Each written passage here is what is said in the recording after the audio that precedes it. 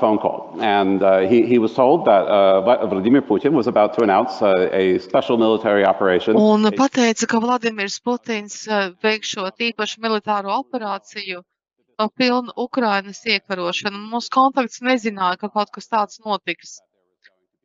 Nu,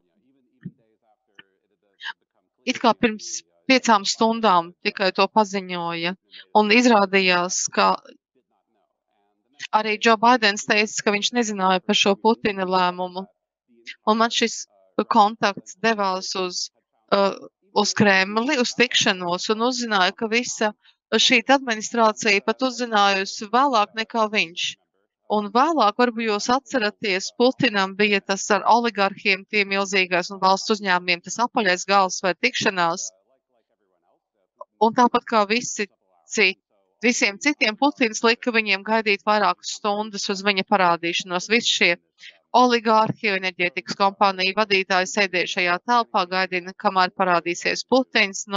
Tā krisdami jau panikā, ko šis karš nodarīs viņu uzņēmumiem, viņu bagātībām, viņu dzīvēm, un viņus arī ārā nelaida.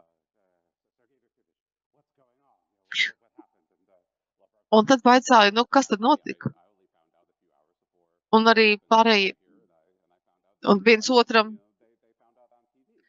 arī vaicāja, kas tad notiek, un izrādījās, ka daudz uzzinājuši par notikušie tikai no televīzijas. Un jautājumi bija, kā tas varēja notikt, neviens nezināja, ar ko tad Putins konsultējās, un Lavrovs teica, ka Putinam ir Ivans Vaismais un Pēteris Lielais un vēl viens konsultants šāda stila. Un arī tas bija tas veids, kā cilvēki Maskavā uzzināja par šo te iebrukumu. Un mani šeit runātāji būs arī Farid Šafijevs. Jūs daudz ko esat pētījis. Kā tad Putins pēc kā vadījās, lai veidzot šo te invāziju? Kā jums šķiet, cik būtisks ir šis Krievijas imperialisms? Un te atsaucas uz Pēteri I. Vēl es gribētu papildināt ar 2 punktiem. Arī Staļins ir viens no piemēriem viņam. Un otrkārt bija vēl cits interesants stāsts. Ja atceramies, jautājums Georgijam Badridzem. Atcerieties, bija šis te, kad Putins pasludināja šo karu.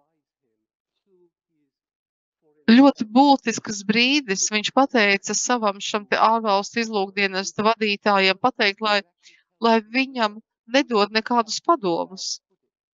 Un viņš tieši precīzi pateica, ko tad šim te izlūkdienesta vadītājiem vajadzētu pateikt Putinam. Imperialisma ideoloģijas. Un tas arī patiešām viens no dokumentiem, ko es esmu rakstījis, viens no rakstiem, ko es esmu rakstījis par šo te Krievijas imperialisma ideoloģiju par avotiem. Jā, tik tiešām visas šīs te Krievijas impērijas reinkarnācijas piedāvā zinām veidu ideoloģiju, kas rada vienus un tos pašus rezultātus gan uz iekšējo politisko struktūru, gan arī attiecībā uz viņu ārpolitikas ekspansijas tādiem mēģinājumiem, sākot ar 3. Romas koncepciju un tā tālāk, un arī kaut kā ticība tam dažādā pakāpē, vai tam ticēja cāri, tad arī tādi globālistiski tādi tādi pieņēmumi par pasaules revolūciju un tā tālāk, un arī sākotnēji to ļoti pieņēma. Un pēc tam jau radās kaut kāds zināms jau tāda ciniska attieksme. Un pašreizējā situācija, es nezinu, vai to var aprakstīt par valsts ideoloģiju. Tas patiesībā ir dažādu iepriekšējo gadsimtu ideju otrreizēja izmantošana. Šī ir ideoloģija masām. Un man ir aizdomas, ka Putina kungs pats tajā īsti nav tāds tā nav patiesi un dziļi noticējis. Bet šī ideoloģija zināmā mērā palīdz un balsta šo pamatideju, pamatdomu. Proti tā vietā, lai risinātu Krievijas ekonomiskās, sociālās, iekšējās problēmas, un to ir daudz. Ir vieglāk Un ne jau pirmo reizi tā tas ir vieglāk nodarbināt Krievus ar šo ideālu, padarīt Krieviju atkal dižu un aizsargāt tevi, aizsargāt dzimteni pret ārējiem ienaidniekiem. Jo Krievija jau vienmēr ir mūžīgi mūžos aplankts cietoksnis, nevis lai risinātu pensiju sistēmu, ceļu infrastruktūru un tā tālāk. Tātad, tā vienošanās, kas pastāvēja starp Krievijas sabiedrību un Putinu, sākotnēji bija tā, ka Putins sagrāb visu varu, un apmaiņā pret to viņš dod stabilitāti un pārticību. Pārticību Putins nespēja nodrošināt, un aizvietoja to ar domu vai šādu ideju par diženumu, par varenību. Un tā nav tikai valsts varenība, bet viņa varenība, viņa diženums. Viņš, kas ir šīs te Krievu zemju apvienotājs. Un ja mēs skaitam tos miljardus. Un tā vara, kura pasaules vēsturē jebkad ir bijusi kādam cilvēkam, ko tad jūs darāt tālāk?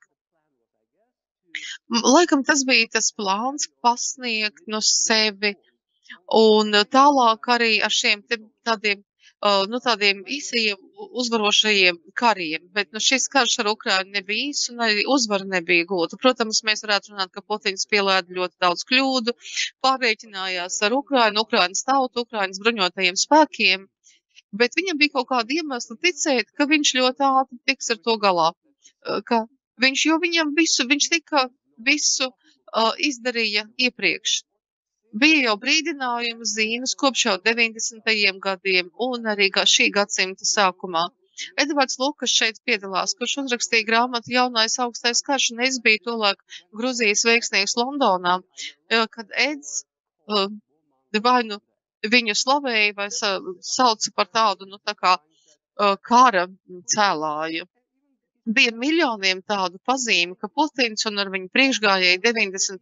gados, tad, kad viņiem neizdosies nodrošināt tādu jēgpilnu ekonomisku progresu, tad viņi izjutīs šo kārdinājumu nomainīt to ar ideju par Krievijas diženumu. Atkal padarīsim Krieviju varenu. Liels paldies! Vai mums ir pieslēgumā arī nākamais runātājs? Marks Galeotti, vai Marks ir pieslēdzies?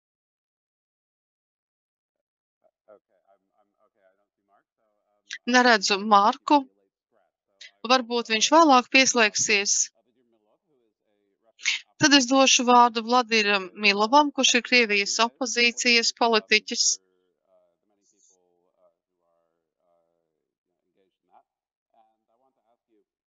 Es gribētu jums pavaicāt,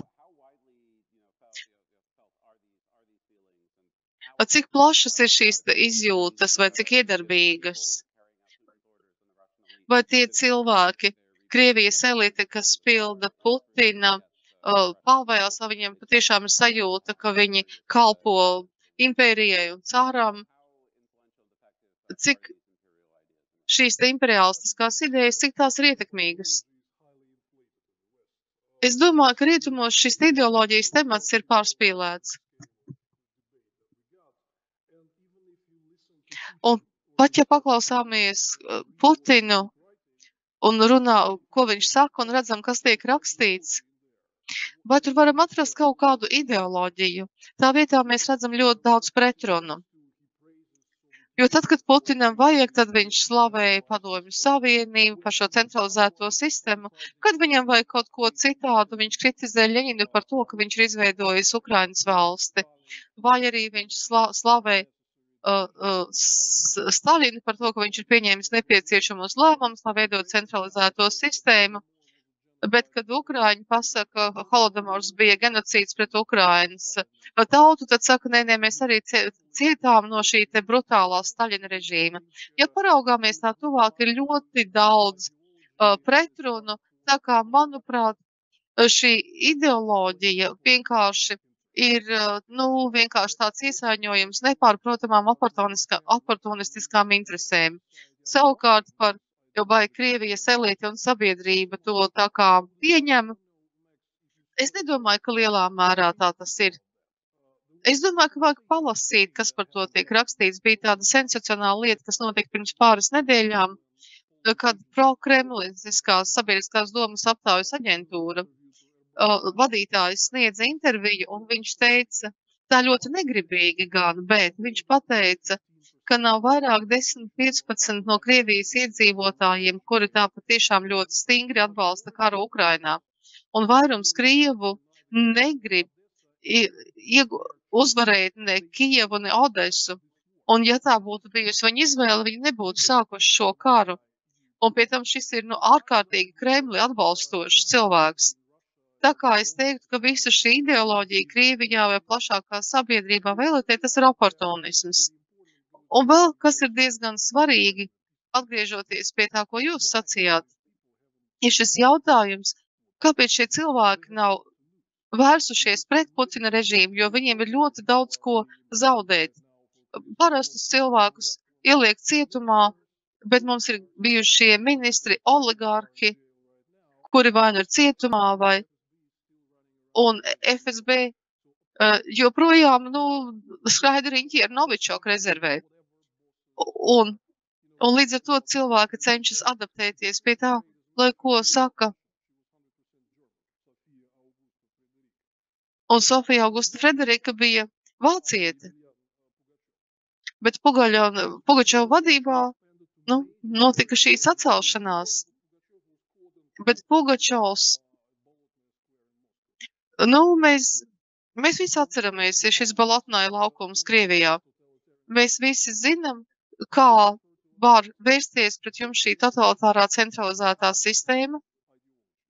Un es nedomāju, ka to vajag uztvert kā ideoloģiju. Cilvēki ir vienalga, bet manuprāt, tas ir arī slikti.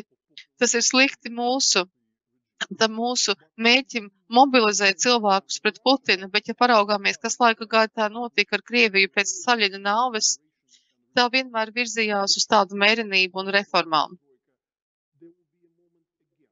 When this opportunity opens up and people just won't remember about any sort of imperialist ideology because Un tad cilvēki vienkārši neatcerēsies par šo imperialistisko ideoloģiju. Un septembrī Repaska to lieliski formulēja, ka šeit nav nekāda skatījuma nākotnē, tikai migla. 90. gados bija grūti, bet mēs sapratām, kāpēc tas notiek un kas sekos. Bet šobrīd sabiedrība elites,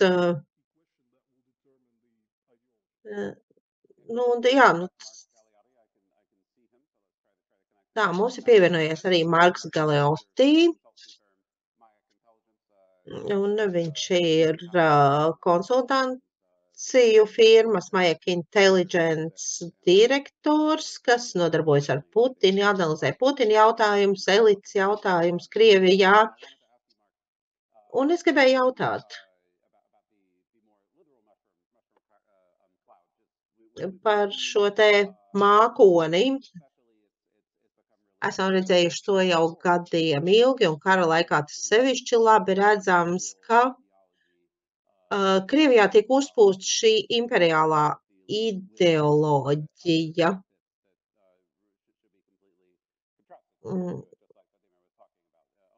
Piemēram, vakar patriārhs Kirils runāja par ieročiem kā par dieva dāvanu. Jā.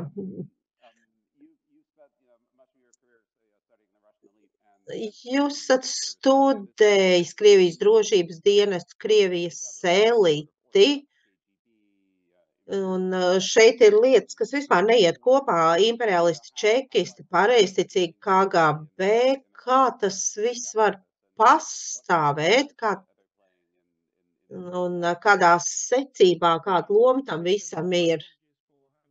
Paldies, un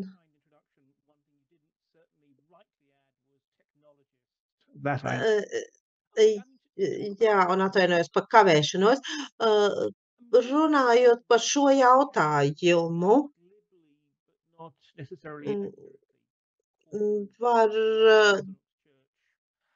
Krievijas pareizticīgo baznīcu var dēvēt arī par valdības sadarbības partneri, kas patiesībā nodarbojas ar biznesu, izmantojot Dievu.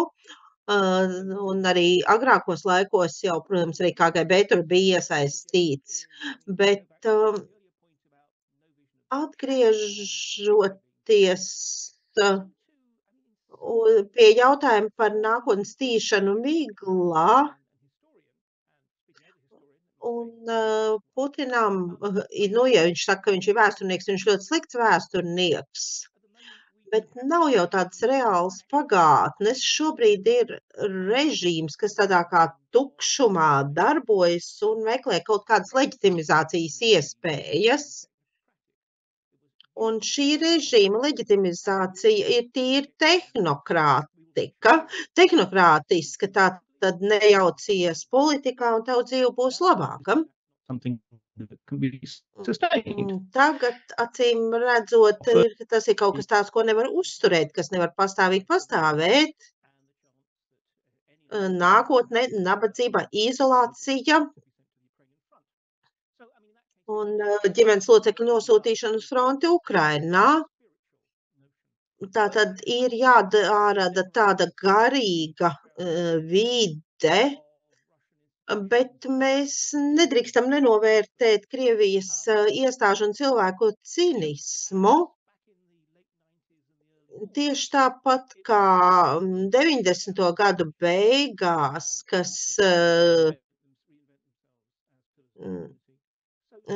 kad gangsteri devās uz baznīcām, nu tagad to dara čekisti un drošībnieki, kas vēlas kaut kādus garīgo mentālo elementu izmantot, un tam ir dziļas saknes. Šī nav nācija, kas pie kaut kādiem kodeksiem pieturas. Vēl viens dieva brīnums Krievijai bija Vladimirs Putins, un tas nav darījis neko labu valstī. Un visbeidzot par šo jautājumu, par šo garīgo dimensiju, mums ir jāapzinās, ar kādā pakāpē tas tiek ciniski manipulēts, jo Krievi zina, ka vienmēr, kad viņiem kaut kas neiet labi Krievijā vai Ukraiņi dabūna jaunus ieročus, tad ir vajadzīgs,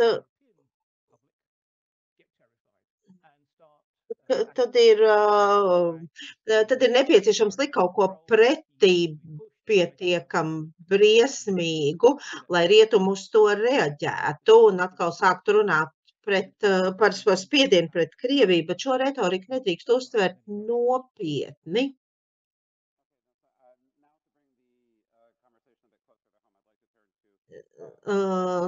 Tagad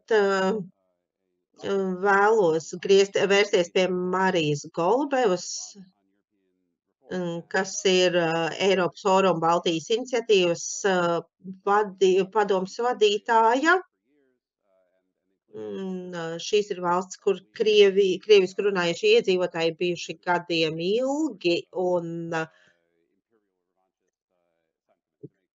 un šeit arī Krievija mēģinājuši atdzīvināt šo imperialistisko sentimentu starp krievisku runājošajiem Baltijas valstīs, tiecoties pat tik tālu kā līdz Vācijai. Cik efektīvi Krievijai ir izdevies to darīt, un ko jūs domājat par šiem dažādajiem mēģinājumiem, sevišķi pusotra gada laikā? Ir grūti atbildēt uz jautājumu, cik tas ir efektīvi bijis, jo tā efektivitāte ir atšķīrusies dažādos laikos. Ja raugāmies uz cilvēkiem, kas varētu uztvert šīs Krievijas ziņas, tātad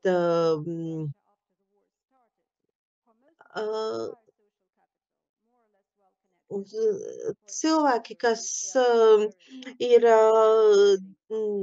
devušies emigrācijā pēc kara sākuma, un ir devušies tālāk, tie cilvēki ar pavisam citu sociālo kapitālu, bet tie cilvēki, kas dzīvo pierobežas rajonos, viņiem nav šī augstā sociālā kapitāla. Daudzos gadījumos tie cilvēki, kam nav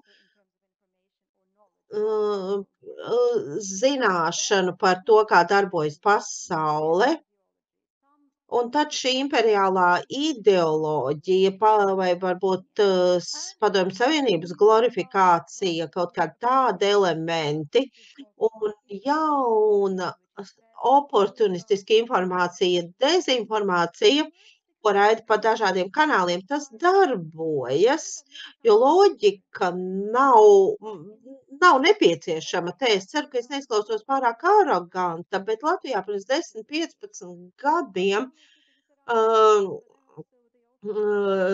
tas pats notika atsaucoties uz cilvēku reliģisko piedrību, ka cilvēki apgalvoja, ka viņi ir pareizticīgie, bet netic Dievam. Tas nav tā ļoti dziļu nozīmi, un tieši tāpat arī ne tikai ap Rīgu vai Tallinu, bet daudzās vietās gan Gruzijā, gan Moldovā, un pat ne krieviski runājošie cilvēki, tie cilvēki, kas tā kā sasaista kopā šos te dažādo naratīvu elementus, un visam pamatā ir doma, ka nevar uzticēties nevienam, jo jāpaklausās visi, jāpaklausās arī, ko saka Krievijas televīzijā, jo acīm redzot, tas ir tas, ko mūsu valdība mums nesaka. Nu, tas ir tas, kā cilvēki to saskata. Es nerunāju par to, kā tas ir, es runāju par cilvēku uztveri.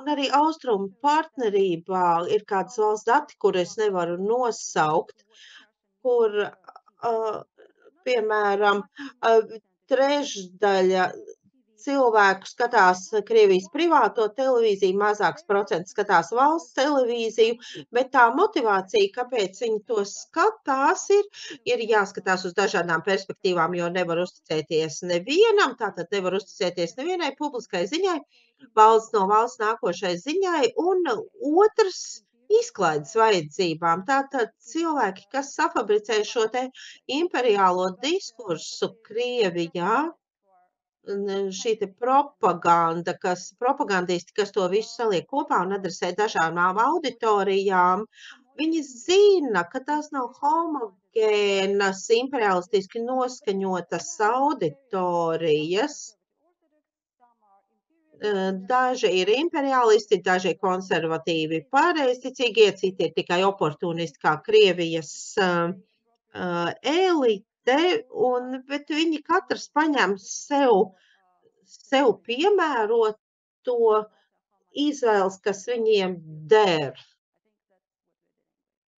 Es domāju, ka tas ir tas, kā tas notiek. Un no Centrālā Āzijas perspektīvas, kur arī pēdējo gadu laikā ir dažādas attieksmes pret Krievijā notiekošo. Mums ir Kazahstānas PayPal pētniecības centra direktors Seriks Bešambājevs. Tātad, kā ir mainījusies šī attieksme, cik pievilcīgas šīs idejas šķiet.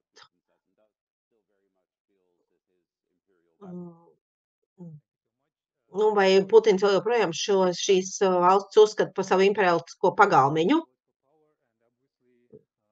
Protams, šī ir dominējošā politiskā vāra, un tā to uztvēra arī mūsu iedzīvotāji saskaņā ar aptaujām. 80% Kazahstānas iedzīvotāji uzskatīja, ka Krievija mums ir tuvākais partneris un draugs.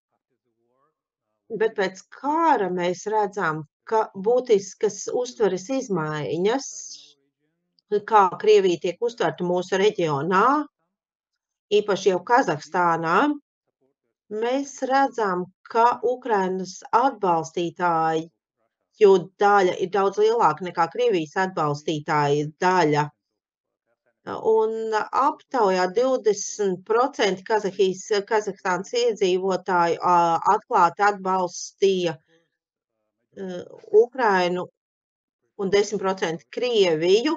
Lielākā daļa izvēlas neitrālu pozīciju, taču vienlaicīgi šī ir būtiska izmaiņa, kā sabiedrībā tiek uztverta Krievija. Un es vēl arī gribētu uzsvērt, ka aptuveni 40% mūsu iedzīvotāji domā, ka Krievija var iekarot arī Kazahstānu, tāpēc viņi pieļauj tādu iespējamību nākotnē, un tā ir atkal jauna dinamika, un salīdzinot ar citām valstīm, Kazahstānā mēs redzam, ka Krievijas propagandai ir mazāka ietekme uz sabiedrisko domu. Vairāk kā 30% mūsu iedzīvotāji domā, ka Krievija mēģina uzbrukt Ukrainas neatkarībai. Īpaši jaunieši pilsētā, kazahu valodā runājošie cilvēki, mēs redzam daudz lielāku atbalstu Ukrainai. Šis sabiedrības segments ir tas, kas nepērk Krievijas propagandu. Bet tāpat arī karš Ukrainā pātrināja vai sāsināja diskusijas par Centrālu Āzijas valstu dekolonizāciju. Akadēmiskajā vidē un arī sociālajos medijos nemitīgi notiek diskusija par mūsu padomju pagātni.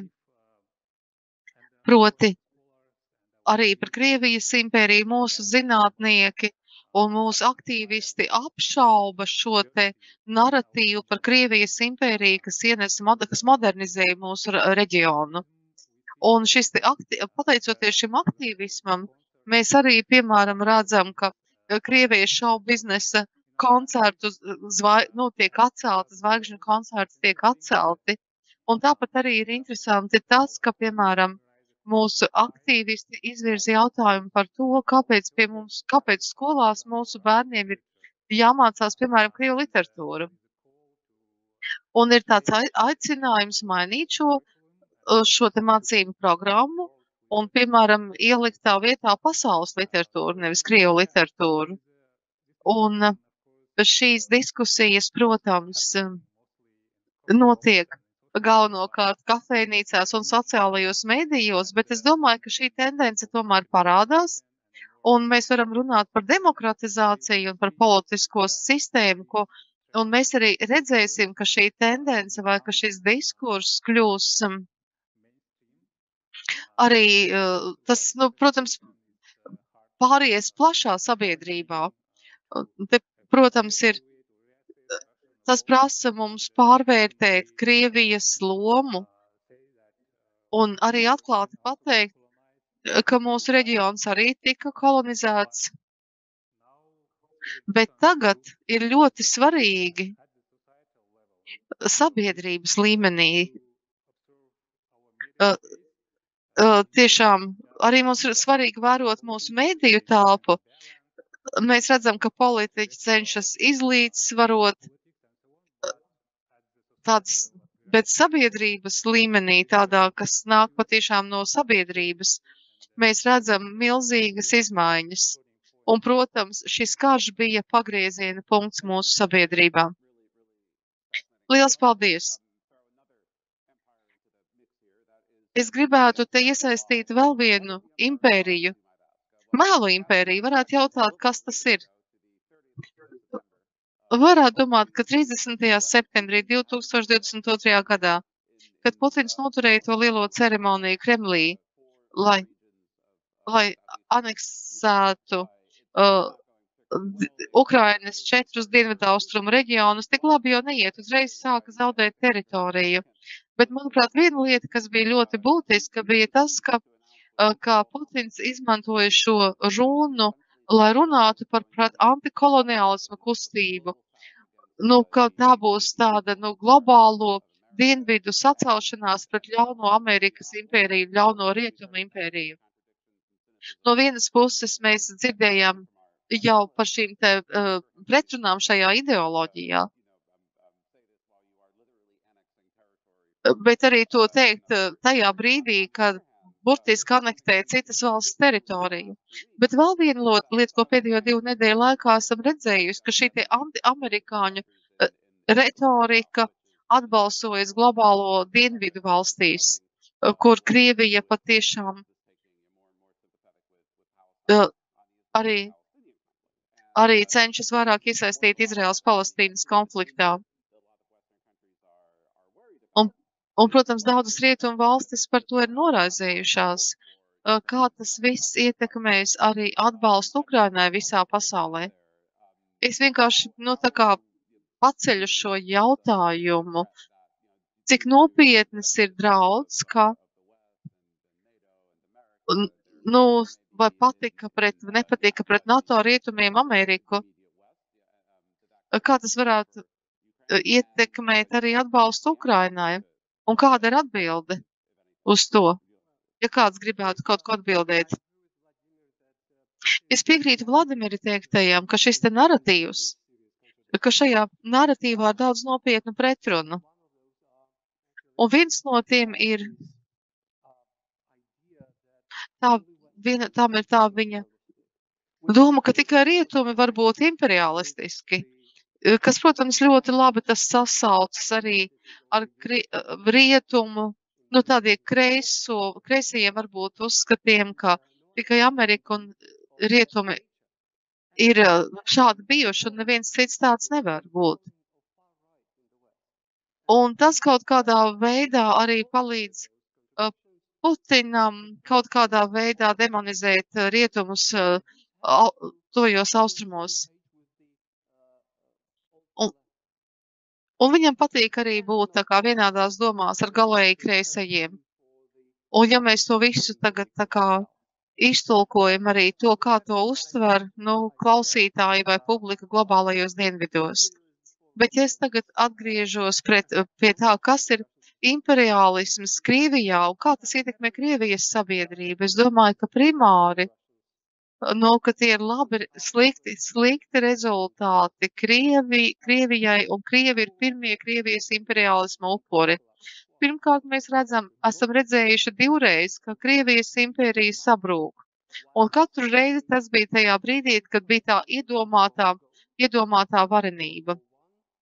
Pirmais pasaules karš, kad centās sasniegt savus politiskos mērķus, kad gribēja tikt Balkānos, un 80. gados, kad gribēja pastiprināt savu ietekmi uz Afganistānu, bet rietumos, protams, tā ietekme bija Āfrikā, Nikaragvā un Dienvidaustrumāzijā. Un tad izrādās, ka Krievijas atpalikusī ekonomiskās iespēja netiek galā ar šo spriedzi. Un tagad Krievija atkal mēģina koncentrēt savu enerģiju, virzīt savu enerģiju uz savus centienus kaut kur uz āru. Tā vietā, lai tiktu galā ar trūkumiem no iekšzemē. Un es varētu teikt tikai to, ka tiešām žēl, ka Krievijas sabiedrība nav atbalstījusi tādus ieviest mēģinājumu šo izdevību pazaudēja 90. gados. Tomēr Vācijā izdevās sevi transformēt. Un arī Japāna transformēja sevi. Tās kļuva ne tikai normālas, bet varenas valstis. Jo pēc tam, kad bija mēģinājuši sasniegt šo varenību caur ekspansijas politiku. Bet Krievijā es neko tam līdzīgu neesmu redzējis. Varbūt nākamie Krievijas līderi mēģinās to izdarīt, bet tik tālu. Un te varbūt es nepiekrītīšu tam, ko Vladimirs teica, diemžēl.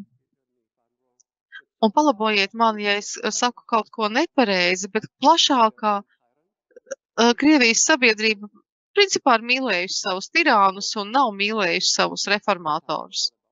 Un tas diezgan daudz ko pasaka par Krievijas sabiedrību.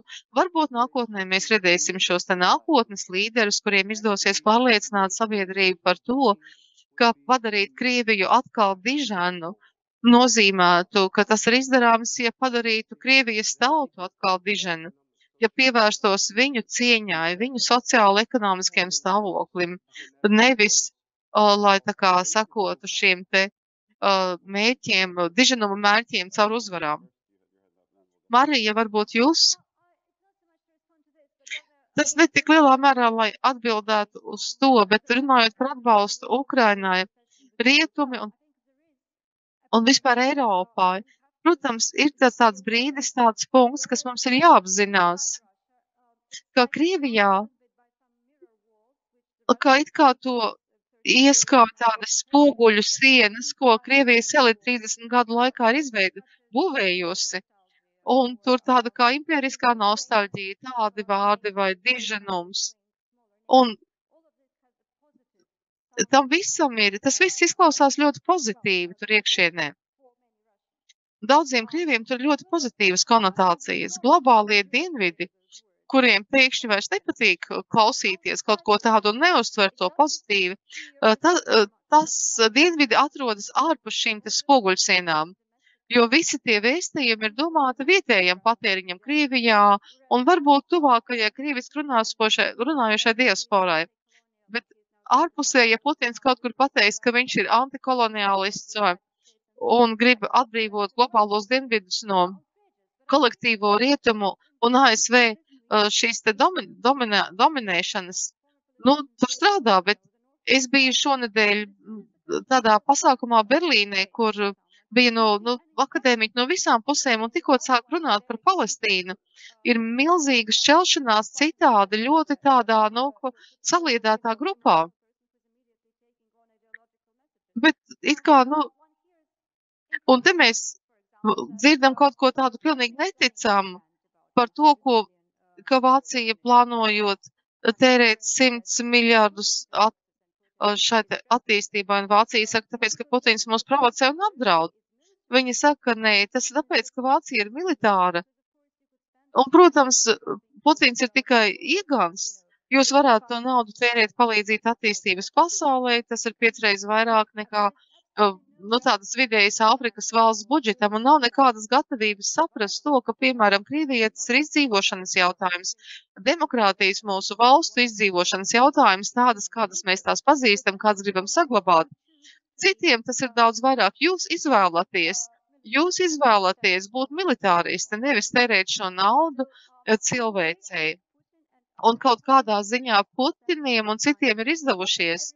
Tā kā tas nenozīmē, ka visi ir kļuvuši par Putina atbalstītājiem, bet vienkārši tas vēstījums, ka mums ir jāuztur tas, ka mums jāpalīdz Ukrainai, jāturpina palīdzēt Ukrainai, jo tas ir būtiski liberārai demokrātija. Tas nav kaut kas tāds, ko cilvēki visā pasaulē uzreiz pieņem.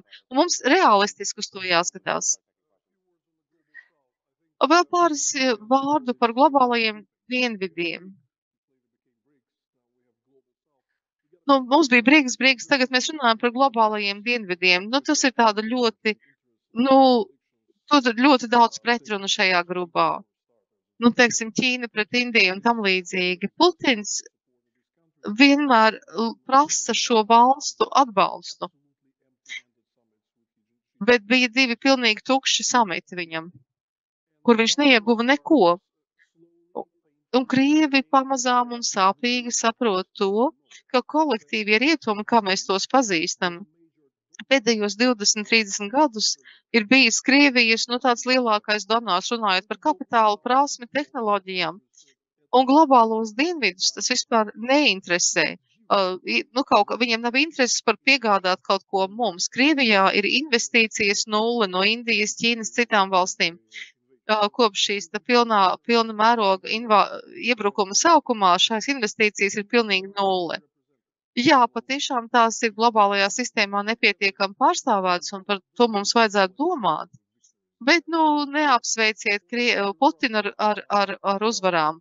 Runājot par Krievijas nākotni, es esmu pārliecināts, ka Krievija būs mierīga, demokrātiska, normāla valsts. Nē, mums par to jācīnās. Un es pat teiktu, ka tas cinisms un neiesaistīšanās ir daudz bīstamāki ienaidnieki nekā imperiālisms, kas ir drīzāk perifērijā. Pavisam vienkārši ielieciet Googlā, pameklējiet Dugina runa. Redzēsiet 1000, 2000. Nekas nav salīdzināms ar prodemokrātiskiem tādām demonstrācijām. Ir jāuzdod jautājumu. Jūs uzdevāt jautājumu. Vai bija iespējama Krievijā kontrrevolūcija? 2011. gada decembrī mums bija tikai 11 mandāti nepietrika vairākumam, lai varētu nospēlēt citu lomu. Navaļņīs zaudēja par 30 000 balsīm, lai būtu Maskavas mēram. Ja mums būtu demokrātisks mērs tā kā Belgrivijā, tā kā Kijevā 2004. gadā, tad situācija būtu pilnīgi citādāka. Ir iespējams, ka Krievija kļūs par mierīgu, normālu, demokrātisku tādu valsti, kas ciena kaimiņu suverenitāti. Bet vienmēr ir šie krustcēls. Mums par to jācīnās. Let's turn to questions. I've got some. Paldies. Došu iespēju uzdot jautājumus no auditorijas.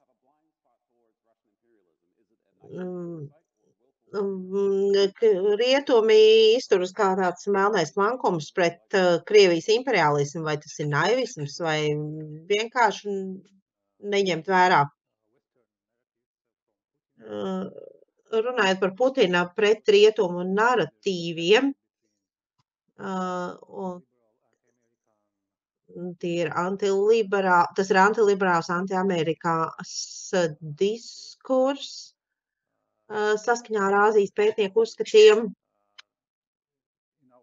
Īpaši mūsu sabiedrības daļā ļoti populāras idejas ir antidemokrātijas. Tas tā ir Kirgistānā, Uzbekistānā, kur ir augstāks atbalsts Krievijai. Un viena no hipotēzēm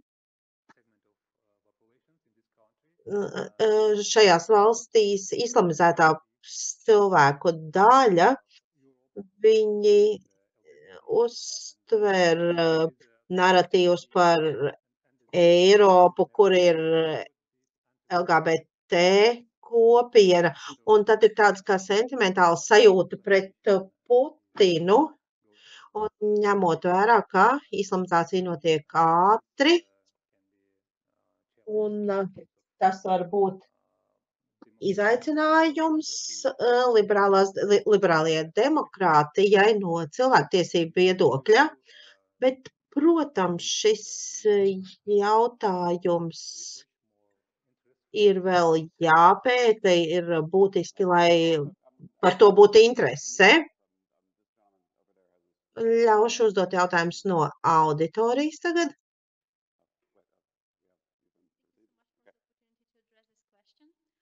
Paldies. Es pārstāvu Ukrainas pilsonisko sabiedrību. Man šāds jautājums. Mēs varam redzēt, ka Krievija cenšas panākt, lai viņas vārdus uzklausītu.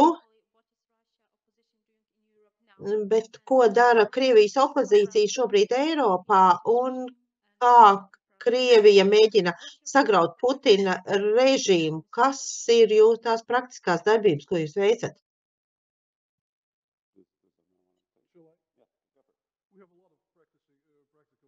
Mēs daudz ko darām arī praktiski, jums ir jāpasako mums. Mēs būtiski ietekmējam sabiedrības viedokli Krievijā, un 13 mēnešus pēc pirmās mobilizācijas, viņam šobrīd ir nepieciešama otrā mobilizācija, bet viņš kavējas, jo ir sabiedrības viedoklis, kas ir vērsts pret to, un tur ir būtisks mūsu pienesums. Un 10 līdz 13 miljoni unikālo skatījumu mēnesī ir mūsu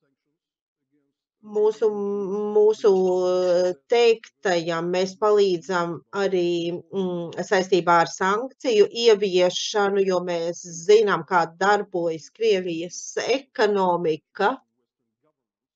un man ir milzīgs daudzums dokumentu, kur rietumu valdības lūdz mūsu palīdzību tieši informācijas ziņā.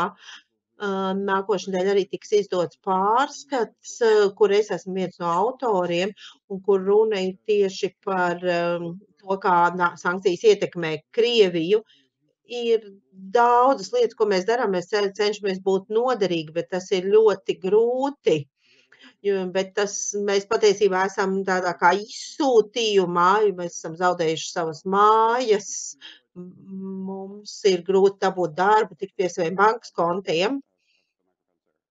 Jā, vēl viens jautājums no auditorijas, lūdzu. Es esmu no Eiropas reformu centra Londonā. Vladimiram jautājums. Jūs teicāt, ka ir iespējams, ka Krievija varētu kļūt par normālu demokrātisku valsti. Tas bija iespējams 90.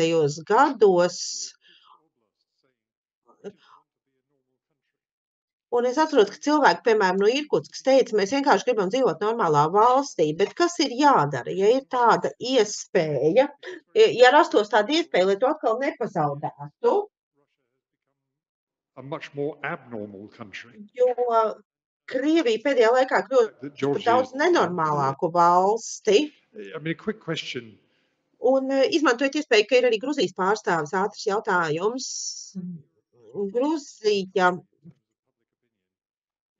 ir valsts ar ļoti skaidru sabiedrības viedokli par bijušo Padomju Savienību. Kas ir tas, kas ļauj Grūzijas valdībai, kāpēc šī valdība tik ļoti tomēr vēršas pie Krievijas? Es cerēju, ka es izvairīšos no šī jautājuma. Es piekrītu tam, ka Grūzijā ir milzīgi liels skaits pro-eiropiski noskaņotu cilvēku. 70% vēlas, lai Grūzija iestātos NATO, bet valsti vada valdība, ko var raksturot kā Krievijai draudzīgus oligarkus, un kas domā par sadarbību ar Ķīnu. Kā tas ir iespējams? Šī valdība ir ievēlēta pamatojoties uz pro-demokrātisku, pro-eiropeisku platformu, un pamatā tas ir tāds kā Trojas zirgs bijis ar taustām Krievijas atbalstu, bet šobrīd to vada oligarhs, kura personiskās bagātības ir salīdzināmas ar valsts IKP. Viņam ir izdevies nolaupīt valsti pamatā. Pēc tam, kad viņš jau bija atkāpies, bet šobrīd viņš kontrolē energoindustriju un viņam ir izdevies arī pārņemt savā kontrolē medijus un NVO, un tas saistīts arī ar šo te pretaģentu, antiaģentu tiesību akta pieņemšanu. Kā tas tālāk izvērsīsies šī pretruna starp pro-eiropeiskiem un pro-krieviskajiem piekritējiem? Tā nav sadarbība tikai ērtības labad. Cik demokrātisks būs nākošais gadu vēlēšanas, to mēs redzēsim.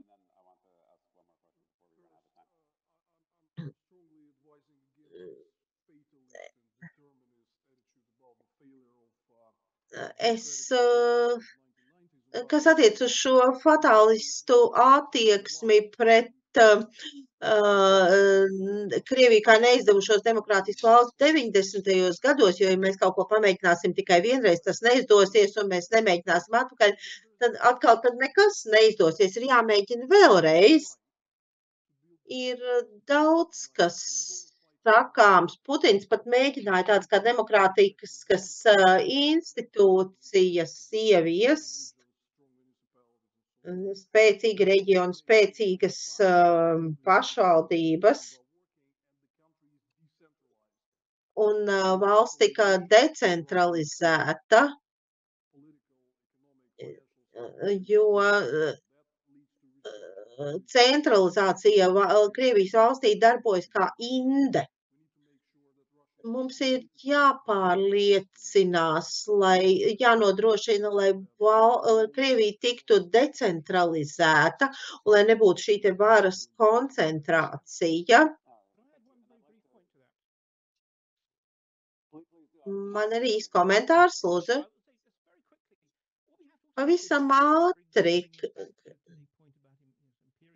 Vēlreiz atgriežoties pie imperialisma domas.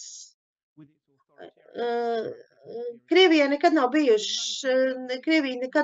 tikusi galā ar savu pagātni, ar savu imperialistisko pagātni. 91. 92. gadā sliktie bija komunisti, un ir vērts atzīmēt, ka karš Krievijā zināmā mērā kaut kas līdzīgs situācijai Lielbritānijā vai Alžīrijā, tā kā pēc imperialistiska nācija,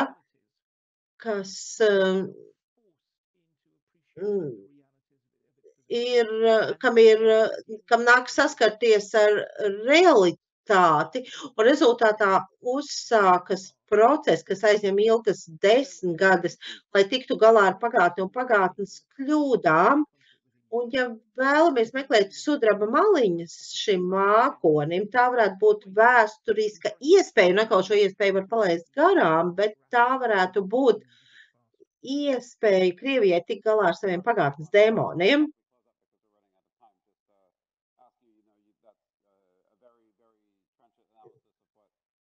Un runājot par to, kā Krievi ir tikuši galā ar savu pagātni, un ir arī daudz jautājumu iesūtīti par šīs valsts nākotni. Arī Lielbritānija noliedz savu imperiālo pagātni, tika ar to galā, un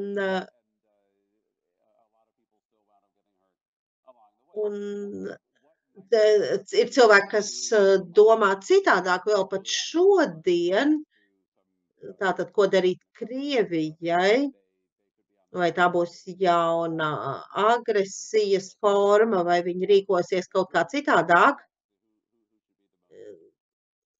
Tātad, kas ir nākamais, kam ir vislielākās bāžas?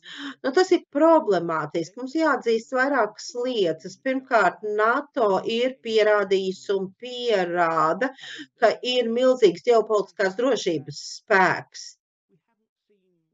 Pat ja nesam redzējuši, ka Krievija veiktu kādas sabotāžas operācijas Eiropā vai pret Eiropu vērstas, iespējams, kaut kas tāds notika 14. gadā, tātad Krievi ir ļoti piesardzīgi. Mums ir arī tas jāatzīst. Lai gan var būt arī nekinēniskas problēmas, kiberuzbrukumi, bet šķiet, ka Rietumu valsts ir diezgan labi aizsargāts pret to. Bet mums ir jāatzīst, ka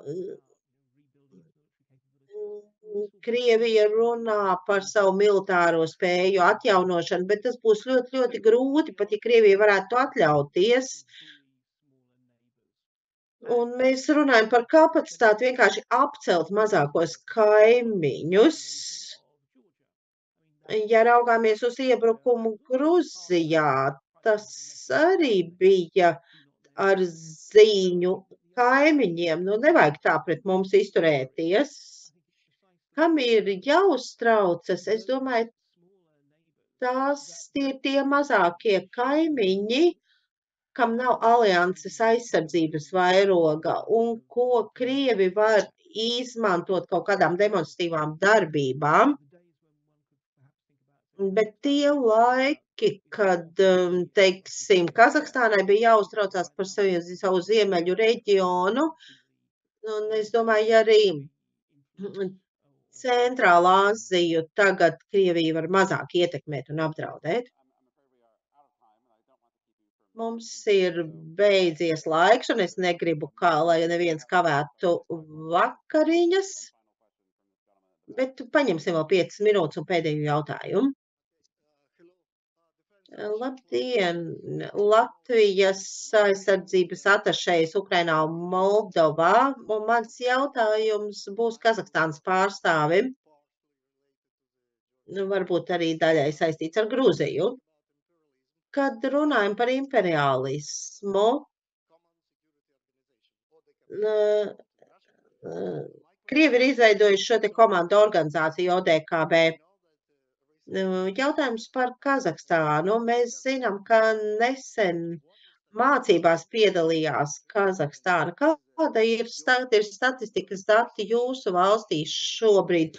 Un kā jūs uztverat nākotnē piedalīšanos šādās mācībās? Tas ir saistīts arī ar Gruziju, bet ne tik spēcīgi. Bet varbūt arī jūs varat pastāstīt par savu attieksmi pret šādām ESO mācībām. Runājot par ODKB, varbūt jūs zinat, ka janvārī notika mobilizācija visā valstī, un tā rezultātā ODKB tika uzaicināti stabilizēt situāciju, jo bija protests pret šo mobilizāciju, un tātad pieauga arī skepticisms par Kazahstānas dalību organizācijās ar Krieviju. Mēs aptaujā jautājām, ko cilvēki domā par šo spēku uzaicināšanu, bet galvenais naratīvs valstī bija izvairīties no jebkādas sasaistīšanās ar Krieviju. Protams, tas netiek izteikts politiķu līmenī, bet vienkāršo cilvēku līmenī tas noteikti ir prevalējošais viedoklis.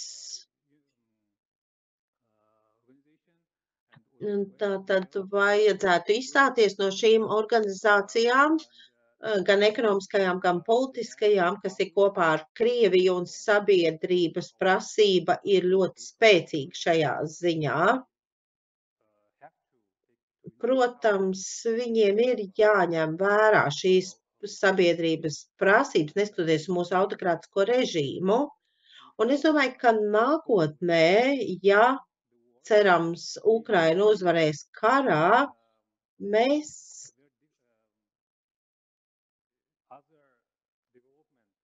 redzēsim vēl citus darbības un citu virzienu tieši attiecībās ar Krieviju. Un es domāju, ka šeit drīzāk pastāv perspektīva būt neatkarīgākiem no Krievijas ietekmes.